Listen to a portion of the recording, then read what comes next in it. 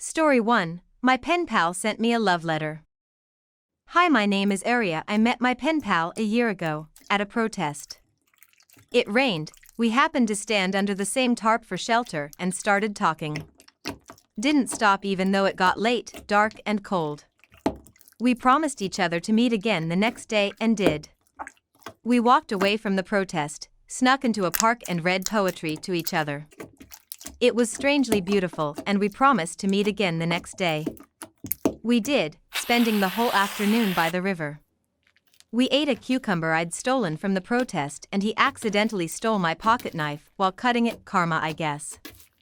He had to go back to his hometown that day, but promised to write. Since then we've been pen pals. Although we wrote rather sporadically, we still said a lot to each other. We both felt like writing letters was a good way to open up and express things, even though it was sometimes more for the sake of writing than for the sake of entertaining the reader. Finding a letter in my mailbox filled me with glee nevertheless. I honestly loved reading his letters, every single one, no matter how short or chaotic. We talked about meeting up, but then the whole pandemic happened. I spent my birthday in lockdown and wrote 2 letters to him.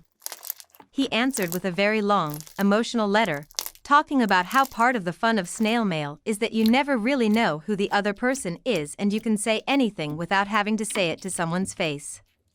He told me he loved this. And then he wrote that he loved me. And maybe we should meet up and travel after all?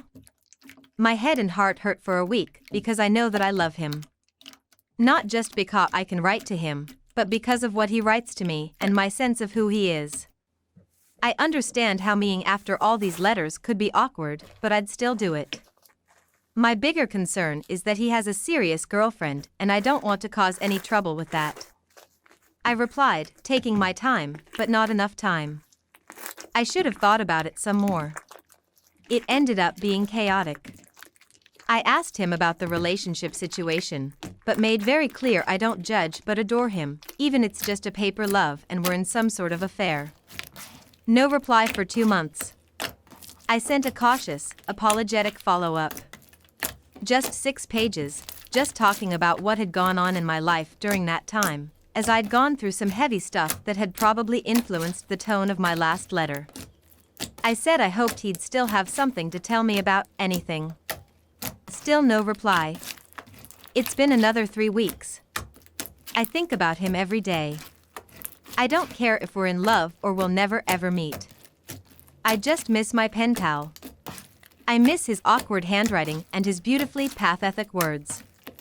I miss having someone to write to, someone listening out there, when I can't get out of bed or talk to someone.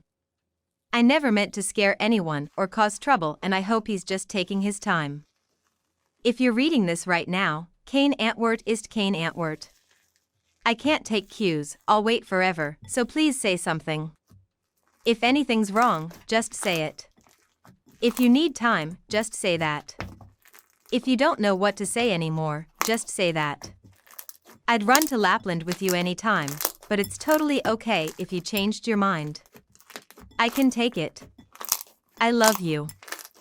Story 2. Eminem punched me and stole my bike. Hi, my name is Ashley. I grew up in Warren, Michigan, on a 2-block long side street called Timken. For those who don't know the area, Warren is a fringe suburb of Detroit. My particular address was closest to 9 Mile and Hoover, roughly a mile outside of Detroit proper.